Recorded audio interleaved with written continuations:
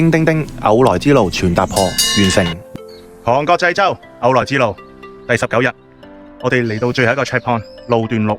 路段6牛沼河出發，呢度嘅水深不見底。傳說呢度係龍嘅棲息地，所以亦被稱為龍所。再簡單啲講，其實係一個淡水同海水交匯之地。今日係行偶來之路嘅最後一日，行得比平時慢，唔知係流力定係還是其實心裏邊有依依不捨呢？行咗咁耐，要多謝一個人，佢就係我影子。諗起一首歌嘅歌詞，得一個人竟也不孤單，作伴遊我夢我影我身。我哋嚟到最後一個蓋章點。蓋章點附近有一個好特別嘅建築物，叫做貝殼城堡。以前係偶來遊客中心總部，不過而家遷移咗，但同時亦都代表我哋距離終點不遠了。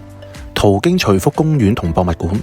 徐福嘅故事應該大家都知道，就係當年秦始皇要佢帶500童男童女出海去揾長生不老藥。相傳就話佢喺瀛洲山，即係而家嘅濟州漢拿山，集齊唔同中藥，製成不老丹，帶返中國。走嘅時候仲喺呢一度嘅瀑布懸崖刻咗隨時過之4個大字，然後坐船往西邊返歸，所以亦都係呢度地名西歸浦嘅名字由來。出到嚟望住呢個景，有啲感慨。可以幻想到幾千年前徐福就係喺呢個地方登船離開。到啦，終於返到嚟3個禮拜前嘅起點，今日嘅終點濟州偶來之路總部。不過午休時間辦公室未開，等我都嗌個午餐食住等先。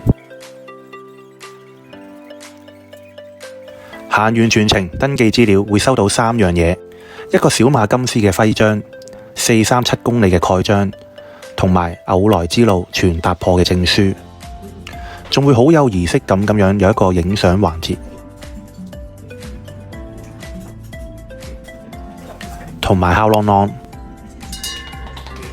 歷時19日27段路437公里，濟州偶來之路全踏破正式完成。多謝大家陪我睇到嚟呢度，我哋下個旅程再見。